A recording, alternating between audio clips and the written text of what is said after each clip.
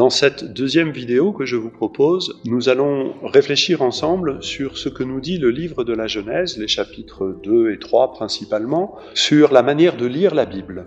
Dans la vidéo précédente, nous avons regardé ce verbe « abuser » utilisé dans les lettres aux Corinthiens par Paul, et il l'utilise dans la deuxième aux Corinthiens, au chapitre 10, verset 3, pour dire que le serpent a abusé Ève.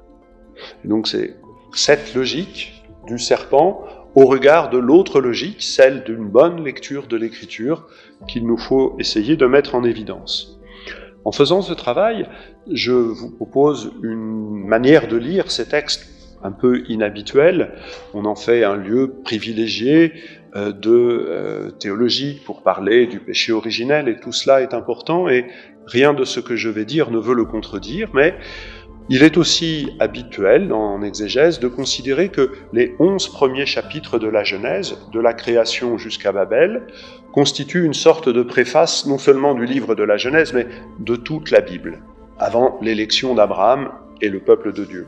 Aussi, dans cette préface, comme dans toute bonne préface, l'auteur peut livrer quelques conseils au lecteur, avertissements sans frais.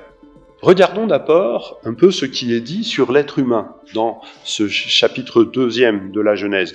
Et je m'appuie sur ça, sur les commentaires de Paul Beauchamp. L'être humain, il a le droit à tout sauf tout. Tu mangeras de tous les arbres, sauf de celui-là. Tout, sauf tout. Il a le droit à tout, mais n'être pas seul. Il n'est pas bon que l'homme soit seul. Tout est pour lui, à condition qu'il ne prenne pas tout pour en laisser pour celui ou celle qui sera à côté. Il ne peut être seul, et il ne peut être avec le même. L'homme quittera son père et sa mère, il s'attachera à sa femme, et tous deux ne feront qu'une seule chair. Tout sauf seul, tout sauf le même. Ces trois paroles, qui sont structurantes de l'humanité, sont en même temps structurantes pour le lecteur. Il a le droit à tout, à condition qu'il accepte de ne pas tout comprendre, de se laisser dépasser. Le prophète Isaïe prend une image, celle du vase de glaise fait par les mains du potier. Le vase de glaise ne comprend pas ce que fait le potier. Notre intelligence peut être pleinement satisfaite par ce que nous écoutons, à condition que nous acceptions de ne pas tout comprendre. Il ne nous faut pas lire seul, c'est-à-dire il nous faut lire en communauté. Il faut accepter, puisque je n'ai pas tout compris, que mon frère, ma sœur, à côté de moi, m'ouvre les yeux et me dise quelque chose auquel je n'avais pas pensé, me fasse un rapprochement entre deux textes qui n'est pas celui qui était prévu. Et c'est ainsi que nous grandissons ensemble. Une lecture qui ne tiendrait pas compte de la place du frère ne fonctionnerait pas. Tout sauf le même, c'est-à-dire tout sauf se répéter, c'est la logique des slogans que nous avons mis en évidence dans la précédente vidéo. On voit là quelques éléments simples qui sont donnés au lecteur de ne pas être seul, principalement. C'est-à-dire, et nos frères juifs sont particulièrement attentifs à cet aspect-là des Écritures, de ne pas regarder le texte biblique comme le récit d'une histoire, mais le récit d'une mémoire pour faire une mémoire commune. Relire ensemble les événements pour pouvoir être enracinés ensemble dans le mémorial de l'œuvre et de l'alliance que Dieu nous offre. À côté de cette logique, il y a la logique du serpent. Le serpent, il sait. Je sais. Et la bonne question qu'il faut lui poser, c'est « D'où sais-tu » ? D'une révélation privée, l'Église nous met bien en garde contre cela. Tout a été dit à l'Église depuis la mort du dernier apôtre. Et donc, s'il y a quelque chose à découvrir ensemble, c'est bien ensemble, en méditant les Écritures et la tradition. Il se met dans une posture d'interprète, mais cette posture d'interprète, elle n'est pas pour relayer la parole de Dieu, elle est contre. Il veut protéger Dieu. Et du coup, la lecture est en sa faveur. Dieu a peur de sa création. Quand on lit le chapitre 1 et le chapitre 2 de la Genèse, on ne voit pas bien où Dieu aurait peur de sa création. Mais la parole donnée, tu ne mangeras pas le fruit de l'arbre de la connaissance du bien et du mal, qui est une parole prévenante, voilà, Non, ne fais pas ça. Pourquoi? Parce que je veux te donner, moi, la limite entre le bien et le mal. Le serpent inverse ce commandement, ça n'est plus une parole prévenante, c'est un oukase qui tombe pour protéger Dieu, parce que Dieu a peur de nous. Mais depuis quand Dieu a peur de sa créature?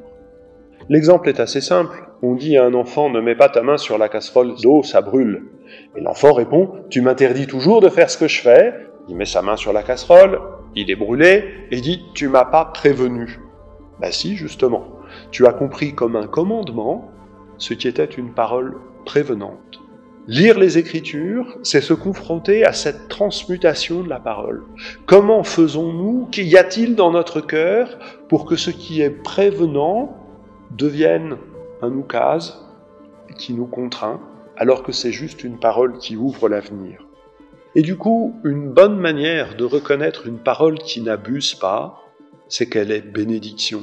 Elle n'est pas contre. Elle ne défend pas Dieu. Elle favorise une relation personnelle entre Dieu et celui qui écoute la parole. La première conséquence de la désobéissance d'Adam et Ève. Or, bien sûr, il va y avoir une mauvaise relation avec la création, une mauvaise relation entre l'homme et la femme, il va y avoir l'assassinat d'Abel par Caïn.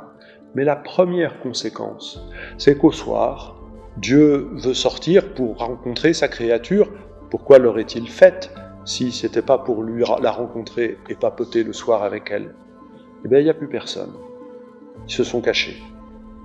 La première conséquence de la désobéissance, la première conséquence de la perversion de la parole de Dieu, c'est que l'homme manque à Dieu. Certes, nous avons manqué la charité, l'espérance, l'amour, etc. Mais nous manquons à Dieu. Et les Écritures doivent être interprétées comme un de ces nombreux gestes que Dieu fait pour partir à la recherche de sa créature afin qu'elle revienne et qu'il puisse enfin enchaîner ce colloque avec elle.